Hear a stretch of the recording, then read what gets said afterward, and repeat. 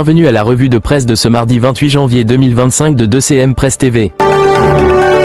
Le tirage au sort des différents poules de la Coupe d'Afrique des Nations, CAN 2025, la présidentielle de 2025 et les projets économiques 2025 de la douane dominent l'actualité de ce jour.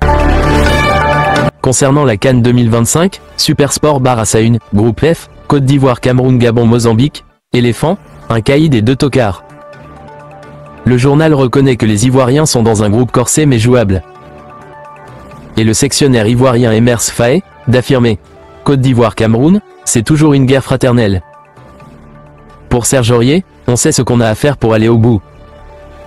Notre voix titre à sa une, Cameroun, Gabon et Mozambique sur le chemin des éléphants. CAN 2025, avec le Cameroun, Gabon, Mozambique, la Côte d'Ivoire dans un groupe de revanchards.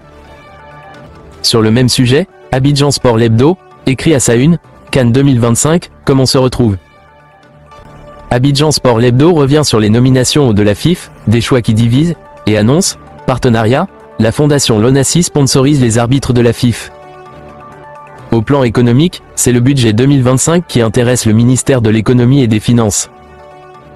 Et la 11e édition de la semaine des douanes ivoiriennes est l'occasion de parler de la performance de la douane.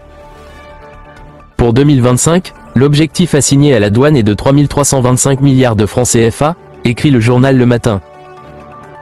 Pour le Patriote, les douanes ivoiriennes invitées à mobiliser 3 325 milliards de francs CFA.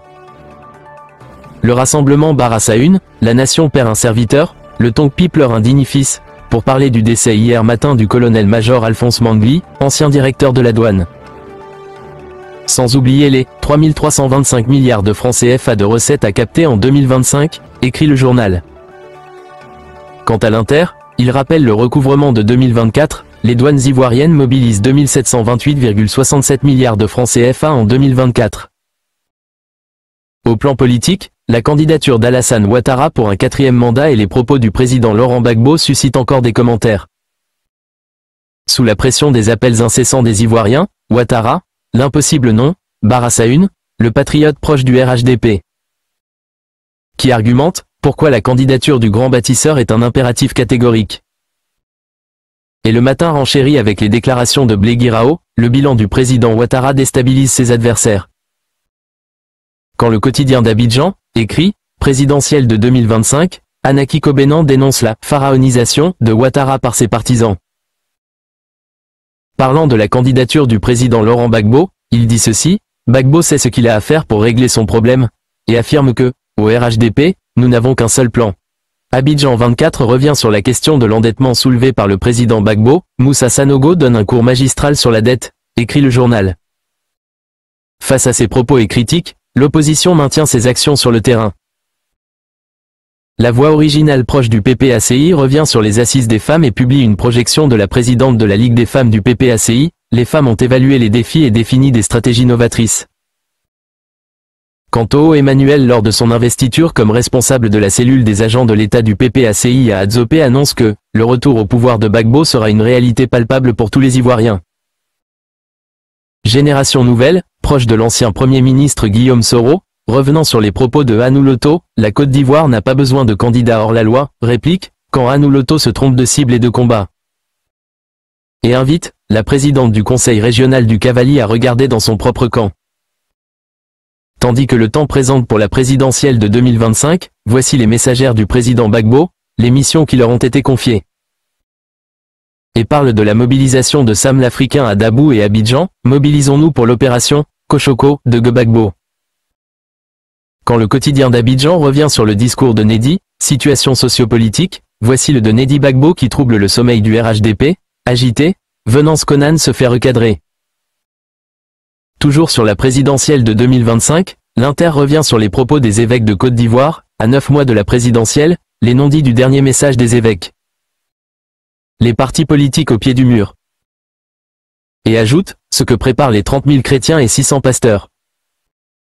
Au PDCIRDA, c'est la campagne pour la désignation de leur candidat qui fait rage. À l'ouest de la Côte d'Ivoire, les partisans de Thiam sont à pied d'œuvre. L'Ouest montagneux réaffirme son engagement pour Thiam, titre à sa une, le nouveau réveil. Pour le ministre Constant Bombay, il nous faut la solidarité agissante pour que la Côte d'Ivoire retrouve le sourire. Pour le Bélier, une nouvelle ère politique s'ouvre pour le pays, avec une photo de Tidjane Thiam entouré de ses lieutenants. En économie et société, le sommet africain de l'électricité en Tanzanie, la Côte d'Ivoire championne de l'électrification en Afrique, titre à sa une, l'avenir avec la photo du Premier ministre Begré Mambe qui représentait le chef de l'État. Et qui affirme que, les félicitations sont le fruit de la qualité du travail du président de la République. Le matin, le Patriote rapporte les prouesses de la Côte d'Ivoire à ce sommet. La ministre du Plan, Kaba Nilé présente les enjeux, défis et perspectives, 29 janvier 2025, titre Le Sursaut. En société, Dernière Heure Monde revient sur les propos de Cuibière. Cuibière s'enfonce et bafoue encore plus la crédibilité de la CEI. En parlant de propos qui cachent un aveu d'impuissance et une face partisane. Le Sursaut annonce intronisation tous azimuts dans le royaume de l'Indénié, des choses étranges à la cour royale de l'Indénié.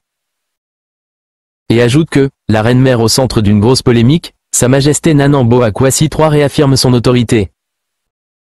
Quant à Soir Info, il informe que, un dozo se jette sous un gros camion et meurt.